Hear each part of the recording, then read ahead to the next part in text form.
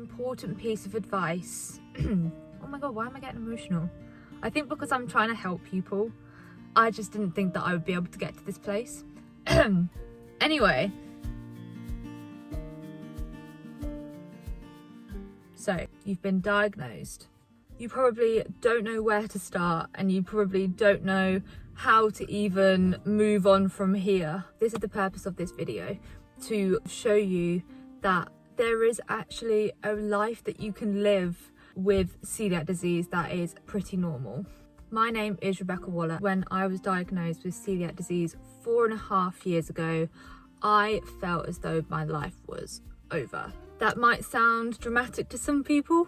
However, I was told by my doctor when I was diagnosed that I could no longer eat 75% of the food that I was normally used to eating. I thought that forcing my friends and family to go to gluten-free only or gluten-free restaurants so I could eat was a hassle that I was embarrassed about. I couldn't bear the thought of asking for a gluten-free menu or declaring that I am celiac. And if I'm absolutely honest, I thought that the rest of my life was going to be a very boring, dark, miserable, unsociable place.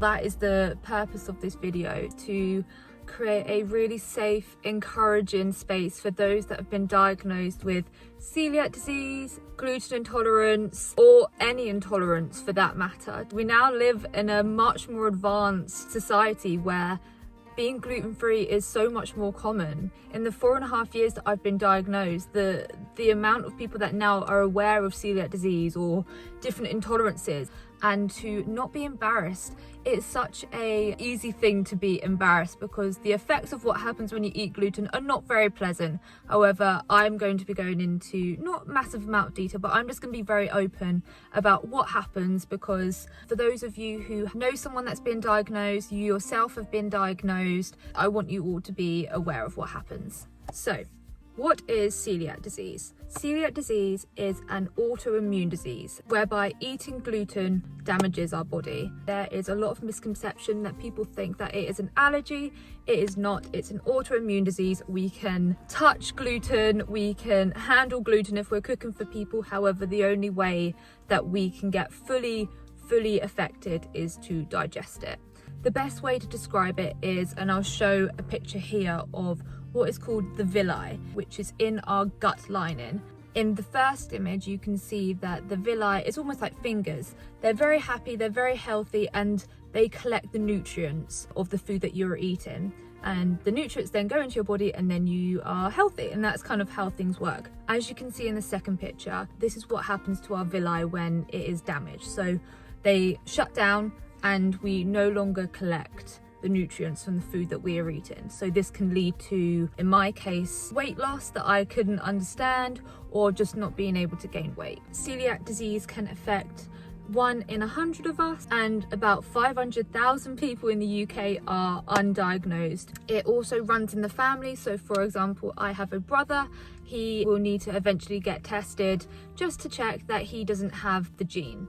Just to be clear, even though you have the gene does not mean that you will eventually get celiac disease. There is normally a trigger.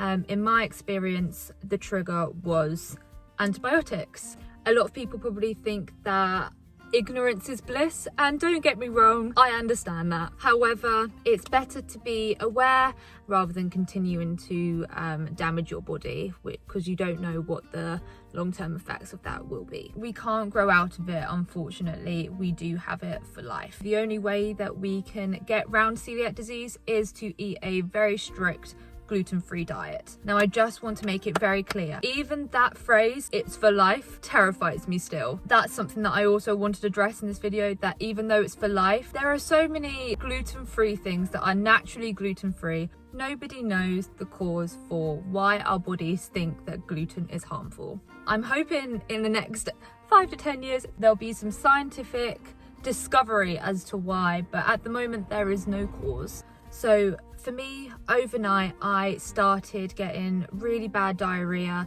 I wasn't putting on any weight. I was really slim. I was getting chronic tummy aches, and I found that I was getting a lot of brain fog. I couldn't quite remember what I was doing, or I was midway through conversations and I would forget what the conversations were. But the main symptom for me was that I was having very upset stomachs. Another symptom that I've just remembered is I had rashes all over my body that I now know were in the form of what's called dermatitis herpetiformis, which is essentially where your body is trying to get rid of the gluten in other ways other than flushing it out of your body. So the gluten is coming out in a rash. I just didn't know why this was happening. So my mum suggested going to the doctor and approaching the subject that I'm getting really upset stomachs. And essentially what happened is they took a blood test. So they filled up 2 kind of small test tubes of blood, and this might not happen for everyone. Some people might not be getting a diagnosis for a long time, but for me, I was very lucky that I say lucky, as lucky as you can be being diagnosed with celiac disease, but I got my diagnosis very quickly. Essentially with that blood test, they test you for a gluten intolerance, celiac disease, lactose intolerance. I was told when I was diagnosed that the only food that I could have was from the gluten-free aisle. I'll show some pictures here of the gluten-free aisle, and I think you can imagine what that feels like, being told that out of the whole supermarket, the only things that you can now have are these 3 aisles. That is not true. There are so many things that are naturally gluten-free, and I'm going to create another video on different recipes that are naturally gluten-free, recipes that can be made gluten-free. When I was diagnosed, I felt that I didn't know what to do to help myself. So these are some tips as to what you can do to help yourself get over being gluten. Up your water intake. You are losing a lot of valuable fluids and electrolytes.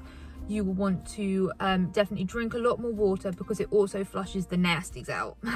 Get lots of rest. Give yourself the break. Take yourself off to bed or lie down on the sofa with a blanket and just, if I'm absolutely honest, lean into it and feel sorry for yourself, because your body needs to recover. It needs to rest, because even though you have probably gone to the toilet and you've gotten rid of what was maybe gluten, your body is still fighting. Get yourself a hot water bottle. You're probably feeling, if you've had a celiac attack, that you have almost been punched in the stomach, and I can't describe it as being winded, but more of being bent over doubled. So what will help is having a hot compress, but just make sure that you are not popping it straight onto your skin, because I've done that many times and I have burnt my stomach, which has not helped in the situation. Some medicines that I find are quite useful if you have IBS, which I do, to add to it. So you can take Buscopan, which will help with the gurgling and kind of settle your stomach. The second thing that I would recommend, if the Buscopan has not helped, then I would recommend, I use charcoal tablets, which is all natural, and essentially what it does is it kind of targets the, like I call, nasties in your body and settle it in a way that is not harsh on your tummy and is going to help your stomach try and flush it through. It might not work for you, however, it works for me in my experience. I get mine from Holland & Barrett. I take mine with me in like a little Ziploc bag. I find it's useful to take them with me to places that I've never been before, or if I am still experience a gluten attack. The final thing that I would recommend is taking Imodium. Imodium is probably one of the strongest of medicines that there is to take, and essentially what it does is it stops everything. You no longer can go to the toilet for the next couple of days, and for a celiac, that is bliss. If you have experienced a celiac attack, or if you've just been glutened, taking Imodium is amazing. However, sometimes I get stomach aches if I take Imodium, so just be careful, because you are essentially stopping your body from releasing the nasties that it wants to. So just be careful. I wouldn't recommend taking Imodium all the time. I would try and use the water, flush out the nasties, and taking the activated charcoal. I can't guarantee that it will work for you. Just in my experience, it works for me. I just want to pass on anything that I already know to you, just to help you if you are feeling like you just don't know where to start. And the final most important piece of advice, oh my god, why am I getting emotional? I think because I'm trying to help I'm now from an experience of trying to help people, and I just didn't think that I would be able to get to this place. Anyway, the final thing that I would recommend, and probably the most important, is to not get annoyed at yourself. I found at the very beginning that I was very, very angry at myself if I misread a label in bold, or if I'd taken a piece of food that someone had offered me but I just forgot to check. Because if I'm absolutely honest, these things will happen. You will forget to check because you have to be on it 24/7. You are always thinking about gluten. Food is such a big thing as part of your day, so don't get annoyed at yourself. Be kind to your mind because your body needs it. There's no point getting annoyed. It's happened now. You've been glutened. We are where we are. You'll learn for next time. Use it as a lessons learnt. You're not alone. I can tell you from so many experiences that are so unfortunate, but I've been glutened so many times, from other people, from myself. It happened at the weekend. I saw some sweet chili nuts that my partner had previously bought, and I thought that they were just gluten-free just from experience of knowing what is and what isn't. I was wrong, and it was an interesting experience. Just be careful, read the labels on the back. Gluten is made up of wheat, barley, oats and rye, so all these things will be in bold if they are in the ingredients, so look out for those.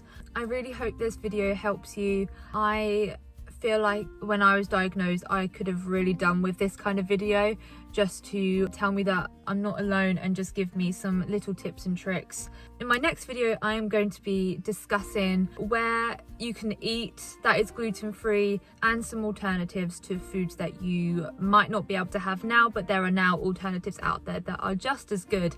And just to remove the stigma, there is a lot of stigma around gluten-free, and we are here to remove it. We are all in this together, and you can live a normal life. Look at me, I'm on my lunch break. I'm gonna go get some food in a second. I'm gonna go get some sushi. I can have the sushi because I just don't have the soy sauce and the little fish, so I'm gonna go do that now. But I really hope this video was useful for you, and I'm here. I can answer questions. I just want to help you because I know the feeling. I really do, and it's not fun. So I'm here to help and raise awareness, and you'll get there. You will get there. It might not feel it now, however, you will be okay. It's not the end of the world. You will be healthier, you will be happier, and you'll be fine. Thank you for watching, and I will see you in my next video. Bye.